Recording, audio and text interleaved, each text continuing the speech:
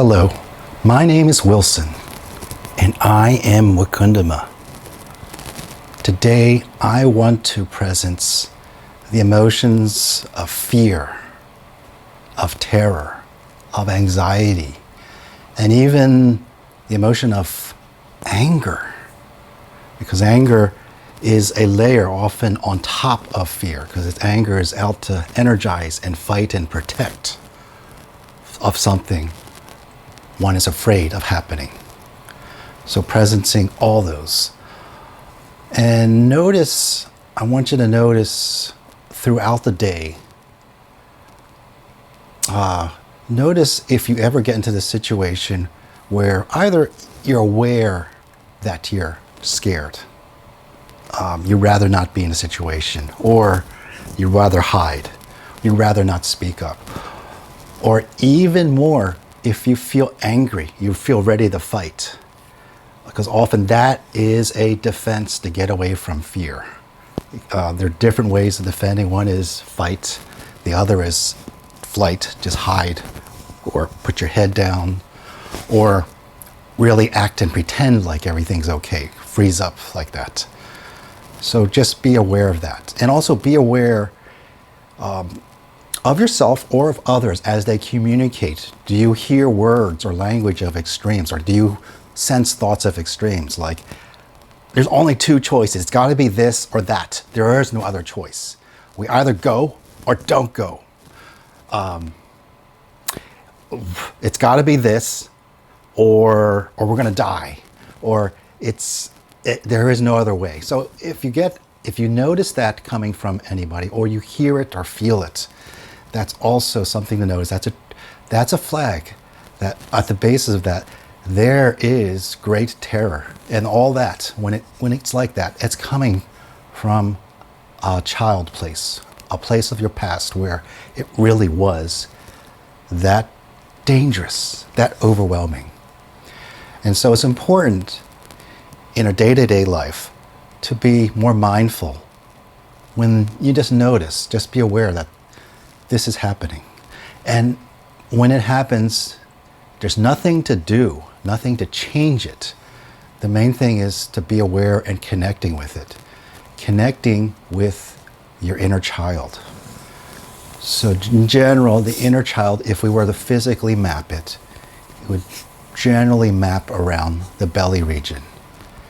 And so when you do notice this, either just an obvious existence of terror, or just a feeling of desperation, feeling hurried, you need to rush, an urgency, find some time if you can, a safe place to sit down and slow things down so that you can connect with your inner child. And see and listen, and if there is something more definitive or clear as to what it is you're specifically afraid of. What does it fear? The little boy or little girl within you. What's the worst that it fears? Or the fact that it fears the worst. And it's not so much about disputing or correcting. Actually, the biggest healing is just being honest and connecting. And there may be cases where it's like, I'm just going to think of a case. I'm in a workplace and I have to face this particular boss. And I'm afraid. Maybe because of past experiences. It hasn't been so nice. And so I can be honest, even if I don't know a solution out of it. That just the mere making contact and going, yes, I understand you're afraid. I don't know, maybe it's, I'm afraid I'm going to lose my job. Oh, I'm afraid. And just being there and acknowledging it, that is a big part of a healing process for yourself. Which, if there's ever a way of trying to mature and move on from great terror, this is the first place. Just making contact and being aware and being honest with yourself when you're afraid, or when you're angry and trying to defend from what you fear. Taking that time. So if can, just find a place to sit and just put your hands in there and just recall any places in the past day or week where you felt nervous, uptight, angry, threatened. And just touch into that. The warmth and energy of your hands, touching in with your child. Primarily just letting him or her know that you are in contact. You are listening. You are not ignoring. You're not pretending. You're not running away. You're not defending. You're just honestly being there with your little girl or little boy within.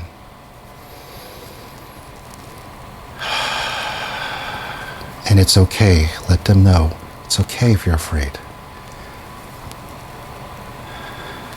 And just assure them, you don't have to be quite as afraid because you're not alone. You, the adult, you're with him or her. And that makes it just a little bit less scary, less threatening. Just a commitment to make contact with your child. And let's close this off with a very short healing exercise. Let's take your right hand, put it over your heart. Take your left hand, put it over the right hand. Take a deep breath in. Feeling your heart, aware of the fear that's in your belly. And just say the following words after me. Deep in my heart, I love and accept my inner child, even though he or she gets really scared at times. Breathe that in, and then switch hands and say, deep in my heart, I love and accept my inner child, even though at times he or she gets really scared at times.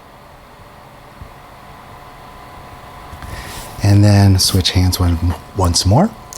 And deep in my heart, I love and accept my inner child, even though he or she sometimes gets really scared and terrified.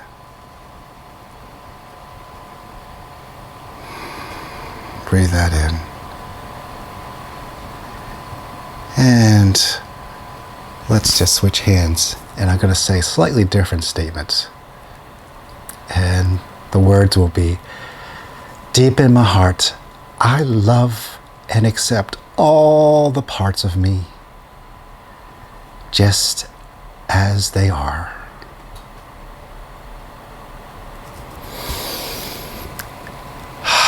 Breathe that in. And so from this place of calmness, I introduce you to the next dance video, which is just more of trying to introduce the perspective of paying attention to your inner child. Wherever you go, take some time to remember, where are you? Where's this inner child? Where is the sense of fear or anger or hurt? Just every now and then check into that. The song's just a reminder. Just take time every now and then. Don't forget. Don't completely abandon that connection with your inner child. And when you can make sure you connect, that's going to do so much to heal yourself and to so much to enrich your self-esteem and confidence and your ability to add healing to this world and to others around you. So I will end with, my name is Wilson, and I am WakundaMa. I hope you enjoy this next video.